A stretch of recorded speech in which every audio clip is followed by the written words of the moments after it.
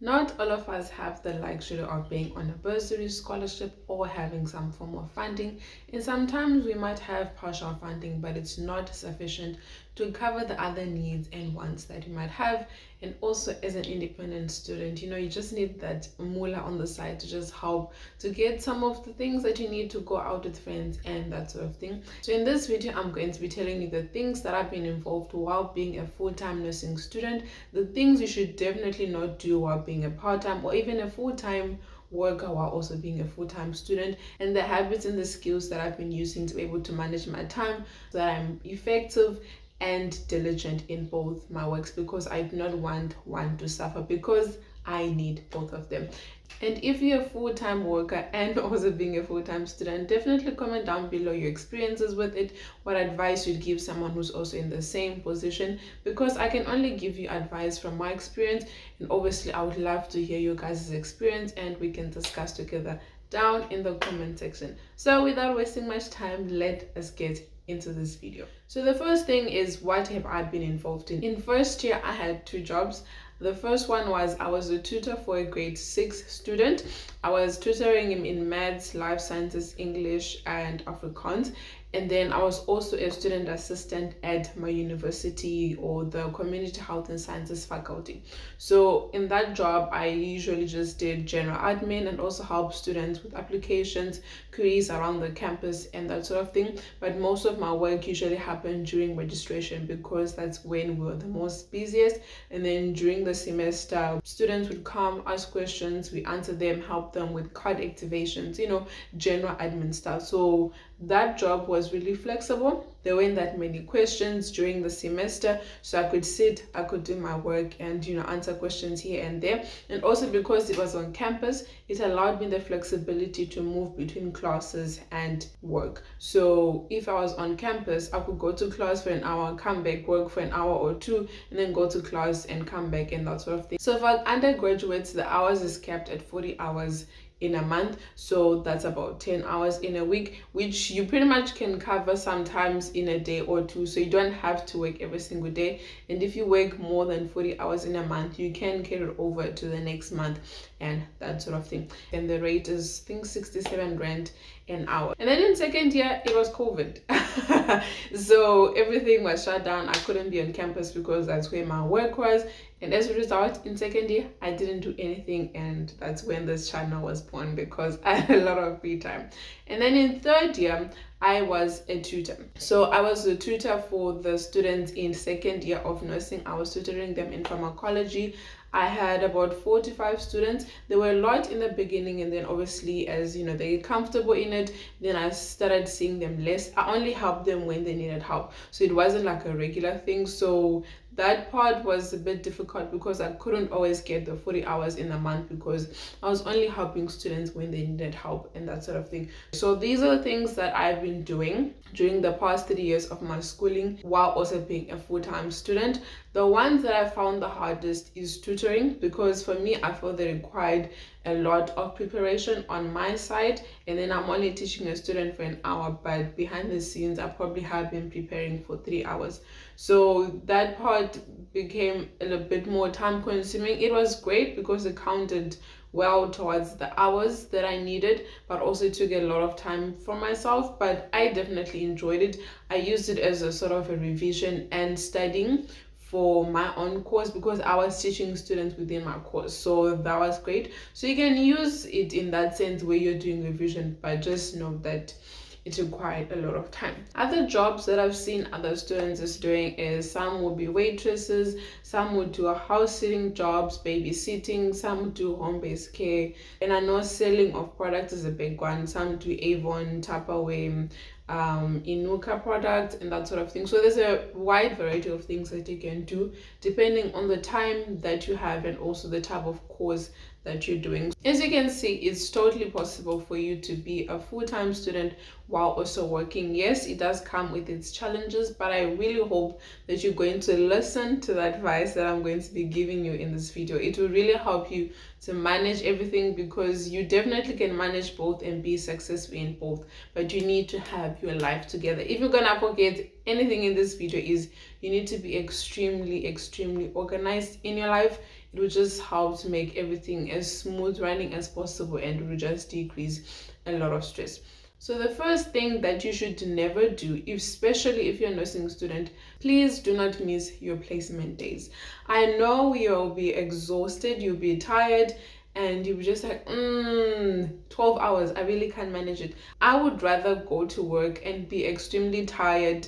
I'm sleeping during my tea time, I'm sleeping during my break time, than missing my hours. Because the thing is, it's very hard for you to get those hours back, because one, you're already constrained on the amount of time that you have to be working your normal hours without you having to do extra. And also you need to have 80% of your hours by the time you're writing your exams in June and in November. And as a result, if you're missing that 80% of your hours, you cannot qualify for an exam, and as a result you will fail. So please do not play with your education while trying to chase the bag. I know it's tempting, especially if you're making a lot of money with a side job that you're doing, but please do not miss your clinical days, and also do not miss classes that require you to have attendance, especially in nursing. I'm not really sure about other courses, you can just find that out when you're going through it. But in nursing, your practicals, and then there's also certain classes where the lecturer is a bit nitpicky about attendance, and as a result they will require you to sign an attendance which will count towards your clinical hours. So please choose your battles wisely. Do not miss things that will be very difficult for you to work back in. The second thing you should never do is do not get comfortable in the money. But you need to remember the reason why you came to university. It's for you to get an education. So your education must always be above the money. I know some of us, we've got constraints where our families can't always support us, but rather discuss with your lecturers and with the student credit management so that you can find some other way to fund yourself. If you get into that point, then I'd rather say just decrease the amount of hours that you're working and focus on your hours. But please do not fail just because you need to be at work. And the last thing you should never do is suffer in silence. You're going to get extremely overwhelmed, especially when you're overloaded with assignments that you need to do, and also towards during your exam period. You're going to be under a lot of pressure from the school side of things, and then sometimes there are busy seasons in the work that you were doing, and as a result, some of those times might clash, and you become extremely overwhelmed, and you're just like, oh my goodness, I cannot handle this. If it comes to that point, ask for support, ask for help, so that people can actually help you to just decrease the load that is on your shoulders, because there are people that are more than welcome to help you and to support you, because sometimes you will miss classes here and there. So it's good for you to have friends that understand the situation that you're in, so that should you need to miss class, or you miss class by accident, and things are happening, someone be able to help you, to give you the notes that you need and that sort of thing. And also someone who is going to give you good, clear judgment whether you need to leave the job or not. Discuss with your bosses or discuss with the supervisors and that sort of thing, so that you're creating more conducive hours for yourself, because you do not want to reach a point of burnout and physical mental exhaustion, which will then make your marks suffer because you're trying to balance both. I know it's not easy, but please get the help that you need. Have people that are going to be able to support you. Okay, so now that we've gotten the danger signs out of the way, I'm going to be giving you about 8 tips on how to make this whole work study thing work for you. So the first one is try to find work on campus. So there are different variety of options that you have. Usually each department has got like a work study thing that they have, and they will usually require student assistance. There's usually like library assistants, and then there's peer mentors, and then there's tutoring. Tutoring, you can only do it from third year, and they usually send out an email to all the third years at the beginning of your third year and allow you to apply, and then depending on the marks that you get, then they'll allocate you the appropriate module that you'll be tutoring. So definitely look into the university and see what options that you have. And the reason why I highly suggest that you find work within the university setting is they cater more for students, they understand your schedules, and they're able to work according to your schedule. And also there's a flexibility of being on campus where your school and your work is, so you can merge the two. So you can go to class, come to work, go to class, come to work, or in the case of one day, you can also have the opportunity to do your schoolwork, get your printing done at the work that you're working, because they're catering for students. So it will really help you to have that work-life balance without stressing yourself out. And also there's not a lot of traveling that will be required of you, so you don't have to leave classes early to be able to make it to work and come to class late because you're at work and that sort of thing. So that flexibility is like amazing. That's why I prefer having work on campus, because it allows for that. And also you get to know the insides of your department, and you get to understand the different things that happen within your campus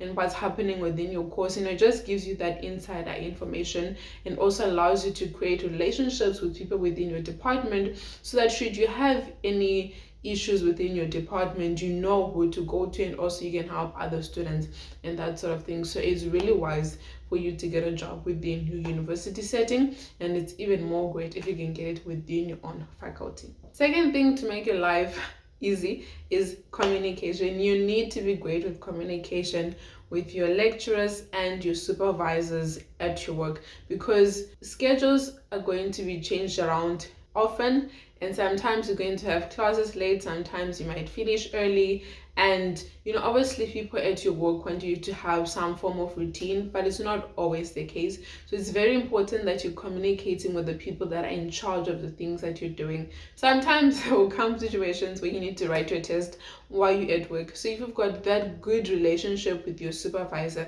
they'll be able to allow you to to take that 1 hour off or the 2 hours to go do your test and also come to work. So if you're not going to communicate with them and you don't pitch up for work, then it creates a whole messy situation, and they're not always going to trust you and listen to your requests when it comes to schedules and that sort of thing. So it's very important that you're communicating your needs so that they're able to help you. The third thing is you need to use your downtime wisely and productively. So the times that you're on break, you are traveling, there's quiet hours at work and you get to sit down, use those times to do some part of your schoolwork, because you need to be able to balance both of them. And if you've got time, you need to be using that to catching up on things that you're missing. So you can use this downtime to either create notes, do weekly quizzes of the information of the lectures that you've had during the week, go through your cue cards, answer emails, general admin. Just try to use that downtime to decrease the amount of work that you're going to have to do when you get home. Fourth thing is you need to have your calendar organized. You need to know when you have assignments, when you have tests, when you have exams, when are you working, the times that you require there. You need to have everything written down and organized so that you're not missing out on important information. You don't want to be missing out on handing in an assignment because you're at work, and you do not want to miss work because you have an exam and because there's that clash. So it's very important that you're organized with your things so that both parts of your lives are not clashing, because when they clash, that's when you're going to have problems and one is going to have to suffer more than the other, and it's usually your job that is going to suffer, because as we said, school must always come first. The first thing to get your life together is you need to choose your battles wisely. Disclaimer, I'm not advocating for you to miss classes, but sometimes push will come to shove and a class will have to be missed. How you decide which class can be missed is if it doesn't require you to sign an attendance and that attendance doesn't count towards your hours, especially if you need to collect clinical hours, then yes, I would say you can miss those type of lectures. And also if it's modules that are easy for you to understand, they're easy for you to catch up on, and it doesn't require you to put a lot of effort in understanding and passing that module, then those type of modules and those type of classes you can miss. But please make sure that you're choosing wisely the things that you're missing. As I already mentioned in the beginning, do not miss your clinical hours, do not miss practicals and things that require you to have an attendance, but the rest you can work around it. The sixth thing is you need to learn how to manage your stress, because you are going to be overly stressed more than the normal student who is not working part-time. And as a result, you need to be able to balance those stresses, manage them, and keep it moving forward. You just need to learn how to keep it pushing. And this can happen in different ways depending on the type of person that you are. For me, that's exercising. As a result, exercising every day is a must for me because I need that stress reliever in my life, or I would literally go crazy. Because with me, I've got work, I've got school, and then I've got YouTube, which is a whole different ballgame. So you need to find things that are helpful for you, that will allow you to de-stress. So that could be exercising, meditation, journaling, just taking a day off, self-care Sunday, that sort of thing. So you need to decide and discover what is a de-stressor for you. That could be going out with friends, that could be venting. So you need to find healthy ways to relieve your stress. Please do not binge drink, and those type of unhealthy habits to try to decrease the stress, because those are not healthy and they're not sustainable. In addition to that is you need to keep your body healthy. That's in exercising, eating a nutritious meal, getting enough sleep, because if you're depriving yourself of those important factors of your life, it's going to impair your schooling, because you're not going to be focused, you're going to be overly tired, you're not going to remember anything when you're studying, because mentally you are fatigued. So as a result, you need to keep your body and mind healthy. So you're managing stress but also keeping your body healthy. And the last tip that I can give you about keeping yourself sane is you need to make sure that you're rewarding yourself, because you're doing an amazing job. You're balancing work and you're balancing school, and as a result, you need to give yourself the opportunity to be able to celebrate that you're actually keeping sane and you're not killing anyone. So that could be you going out with friends, that could be you just going on a solo date, spa date, that sort of thing. So you just need to have the opportunity to be able to just say, well done, Silly, you're doing an amazing job, you're balancing both. And also, please socialize. I know sometimes we can get wrapped up into the amount of things that you're doing, especially if you've got so many things on your plate, but go out with your friends and actually have a social life. I know they say no, it's cool, there's no social life. That is a lie. You definitely can have the best of both worlds. You can have everything, but you just need to learn how to have the whole work-life balance. There's going to be times during the year where one thing is going to be sacrificed and the one thing is going to be prioritized. That's what work-life balance is, but it needs to be a healthy balancing of those things. You can't always be putting all your time in the work and then suffering because you're just giving it a little amount of time. So it's just about transitioning between the different things that you have dedicated your life and prioritizing them at different times. I've been doing it for the past 3 years and it's hard, yes, I understand, but it's definitely manageable as long as you have your life organized, you're communicating with the different people that are involved, communicating with your friends, your family, your partners, so they understand what to expect from you, so they can work with your schedule, because those are all very important aspects of your life. And if you're not communicating with them, they're going to feel neglected, and then that's just a whole another issue that you don't want to be dealing with. So definitely organization, communication, and just learning how to prioritize your life in the correct way. It will really work well for you. And also you need to learn to cut yourself some slack. You are going to feel extremely guilty at times because you're just dedicating all your time between the work and the study, and you're going to feel like you don't have time for anything else. You need to forgive yourself, but you just need to know that sometimes, there's sacrifices that need to be made, but obviously you need to be making a conscious effort to be providing your time for all those different aspects of your life. So I really hope this video will help someone who is, in that mindset of should I study and work, should I not, and that sort of thing. If you guys have any more questions, definitely comment down below so we can have, a continuous conversation about this whole work study business. But this is all the advice that I can give you guys on this. Until next week, Friday, 12 p.m. South African time, have an awesome day. Bye, guys.